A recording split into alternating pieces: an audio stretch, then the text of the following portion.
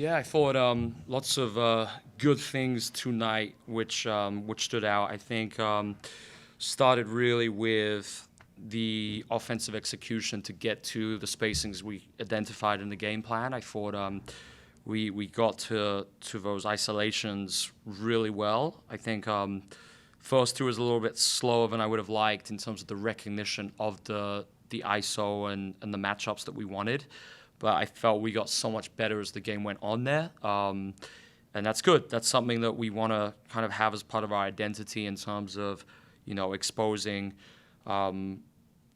exposing defenses and getting the high value shots that we want in those isolation situations. So they did a really good job as a group with that.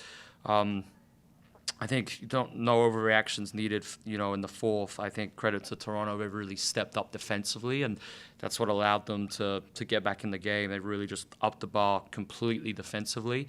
I think just caught us off guard a little bit as a group, but that's good for our young players to go through that experience, and they're going to watch those minutes back on tape and learn from it. And I didn't think it was anything necessarily that kind of was.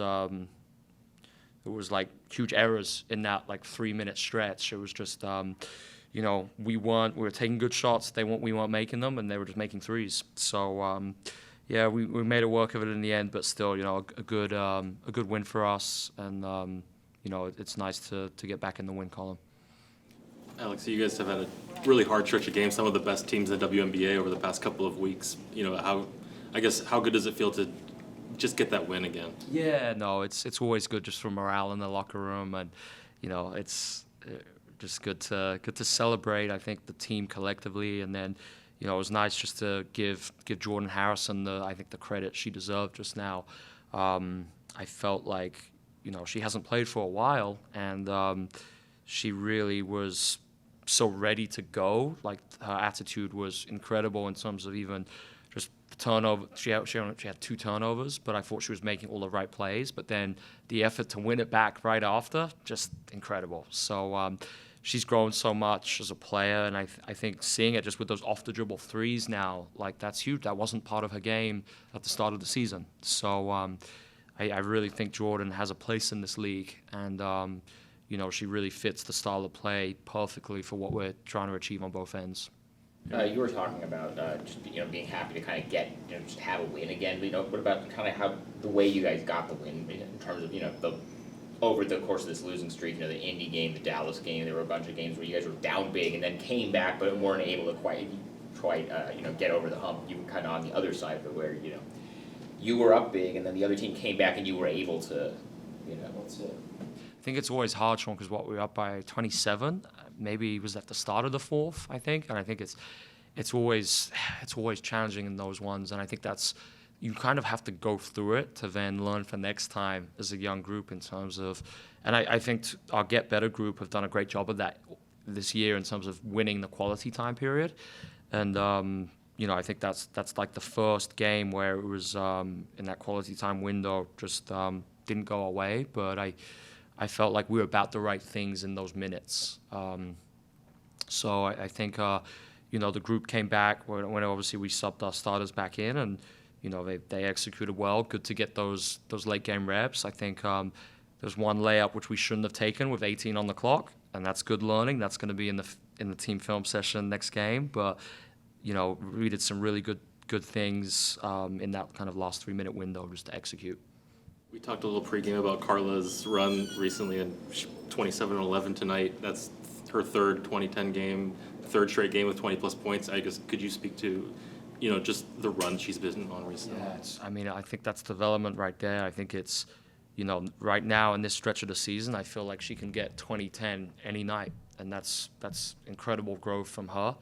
It was a really, I think I spoke about it in the pregame about the graphic that came out today with her leading the league, and it's fine.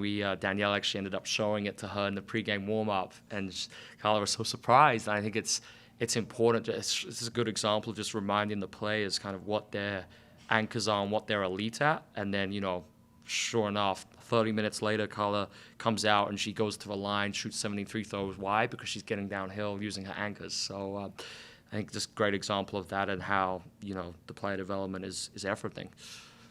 Yeah. Coach, y'all had you held Marina Mabry to under 10 points. Realize that. You know, I mean, she's been a big storyline this season, and it reminds me back of one of the first Indiana games when you guys held Caitlin Clark to something like 6 or 7 points, and I'm just wondering, like, when you're looking at those, I mean, any player in the W could go off on any night, but especially those ones that have proven that ability. What's the defensive assignment like? Yeah, that was actually something I kind of really thought would be good for us when I was interviewing going for this job. I called it special player defense. I think there's a lot of unique offensive talents in this league, and just watching the league, I felt like coming into this, there was an opportunity to do some more disruptive things to unique offensive players as opposed to just kind of staying in your base covers and letting them go off. So, of course, there's, still been times where we're trying to disrupt and great players score and they, still get 20-plus points. But, to your points, that I think there's been some really good games this year where we have taken on the assignments and executed what we want in terms of just how we're disrupting, like denying off the ball, no catches, single pass away, like just complete face guard, double teams and the details of the blitzes.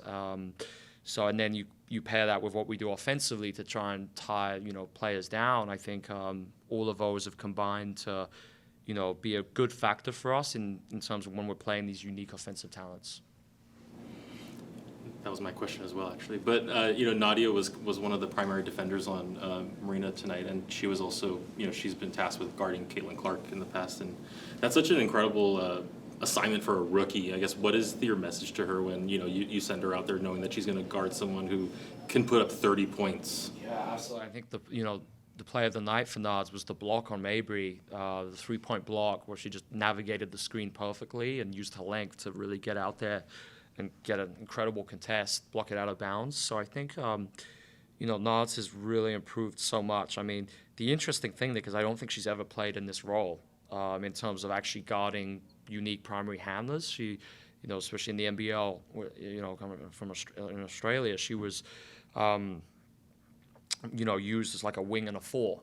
So I think, we spoke about Carla being in a different role as a 1 in the pregame press conference. I think same thing for Nards. So that's why it's so encouraging to see her defensively playing so well in the first real exposure she's had to this. So, I think that's really going to allow. I see so much potential in Nards I think she could become one of the best 3-and-D players in the league.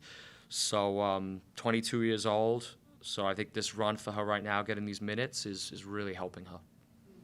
Coach, gotta ask you, welcoming the tempo here. First time we've had an international W team and 2 expansion teams playing each other. I know there's so many firsts this season for y'all, but I'd love to hear, we've gotten to be treated to so much more international talent. What does it feel like to welcome them here? Yeah, no, it's excellent. I think, I was actually thinking that just during the jump ball, it was like, I think 4 of their starters were all international players too.